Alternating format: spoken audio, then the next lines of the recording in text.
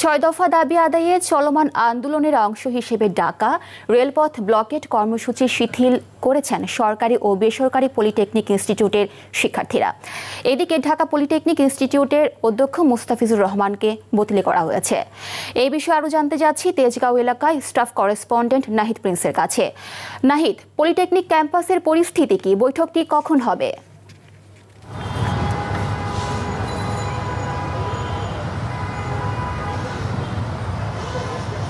বৈঠক বেলা 11টার পরে হওয়ার কথা রয়েছে।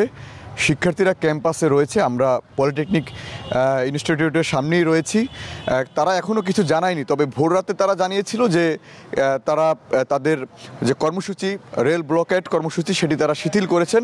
সারা দেশে তারা কর্মসূচি দিয়েছিলেন, সেটি শিথিল রয়েছে এবং 6 দফা দাবির ভেতরে যে রয়েছিল ঢাকা পলিটেকনিক ইনস্টিটিউটের যে অধ্যক্ষ মুস্তাফিজুর রহমান তাকে অপসারণের দাবি ছিল, সেটি ইতিমধ্যে সিদ্ধান্ত নেওয়া হয়েছে, তাকে সরিয়ে দেওয়া হয়েছে।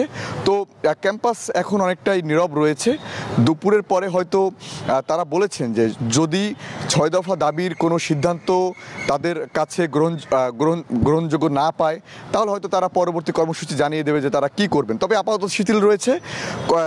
বৈঠকের পরে হয়তো সিদ্ধান্ত আসবে যে তারা আসলে কর্মসূচি সামনে আগাবে না আসলে এখানেই সমাপ্ত ঘোষণা করবে, সেটি হয়তো বৈঠকের পরে জানা যাবে। তো সারা দেশের যে কর্মসূচি ছিল সেটি শিথিল। এছাড়া গতকালকে যে সংঘর্ষ হয়েছিল কুমিল্লা পলিটেকনিকে, সেখানে কিন্তু 35 জন শিক্ষার্থী আহত হয়েছে। ঢাকায় কোনো আহত নেই, তবে এখনও শিক্ষার্থীরা রাস্তায় নেই, তারা নিজ ক্যাম্পাসেই অবস্থান করছেন। তারা অপেক্ষা করছেন যে বৈঠকে শিক্ষা উপদেষ্টার সঙ্গে যে বৈঠক রয়েছে বা সেখানে সচিব থাকবেন, তারপরে কি সিদ্ধান্ত আসে সেটির উপরে ভিত্তি করে তারা হয়তো তাদের কর্মসূচি জানিয়ে দেবেন। এছাড়া ভোর রাতে তারা জানিয়েছিলেন যে রেল ব্লকেট কর্মসূচি আজকে পালন করবেন না। গতকালকে কিন্তু সেই কর্মসূচির কারণে সারা ঢাকায় কিন্তু গাড়ি চলাচল অনেকটাই বন্ধ হয়ে যায়, বিঘ্ন ঘটে। তো এই ছিল আমার কাছে ঢাকা পলিটেকনিক ইনস্টিটিউটের সামনে থেকে সর্বশেষ। জানছিলাম রেল ব্লকেট কর্মসূচি সম্পর্কে।